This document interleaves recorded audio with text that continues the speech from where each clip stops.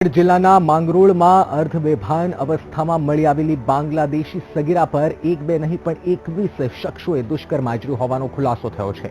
સગીરા બાંગ્લાદેશી ભાષા જાણે છે, જેથી બાંગ્લાદેશી ભાષા જાણતા દુભાષિયાની મદદ લઈને સગીરાનું નિવેદન લેવાયું, જેમાં સગીરાએ ચોંકાવનારા ખુલાસા કર્યા. દુભાષિયાના જણાવ્યા પ્રમાણે બાંગ્લાદેશમાં રહેતી તેની માસીએ તેને ₹3,000માં વેચી મારી હતી.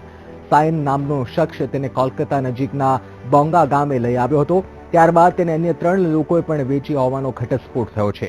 સગીરા પર જુદા જુદા સ્થળે 21 શખ્સોએ દુષ્કર્મ આચર્યું છે, જેમાં અમદાવાદમાં 7 અને માંગરોળમાં 14 શખ્સોએ તેની સાથે દુષ્કર્મ આચર્યું છે.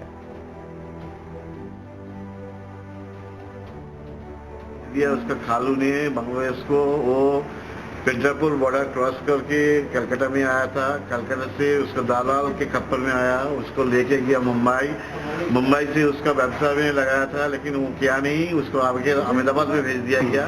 उसका उम्र कम है, इसीलिए अहमदाबाद से उसको फिर मंगलौर पुलिस स्टेशन पूरे मंगलौर में भेजा गया, जहाँ पर वो था 2-3 दिन.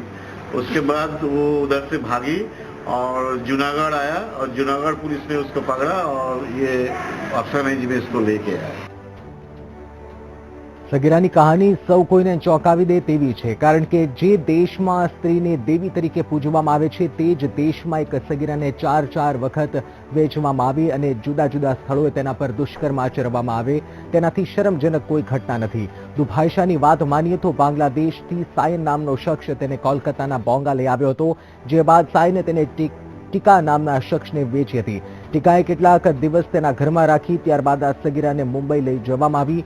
મુંબઈથી આ સગીરાને અમદાવાદ રહેતા શ્રીકાંત મુંડે ઉર્ફે રાજુ નામના શખ્સને વેચવામાં આવી અને રાજુ ઉર્ફે શ્રીકાંત મુંડે આ બાળાને માંગરોળની વર્ષા નામની મહિલાને વેચી હતી. પણ વર્ષા તેને ખરાબ ધંધામાં ધકેલવા માંગતી હોવાથી સગીરા તેને છોડીને ભાગી ગઈ હતી અને માંગરોળના બજારમાં ભટકતી હતી, જ્યાં તેને કેટલાક યુવાનોએ ભોજન કરાવીને પોલીસને સોંપી હતી.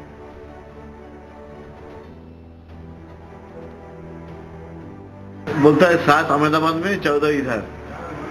इधर कहाँ पर? मंगलूर में. उसका नाम क्या?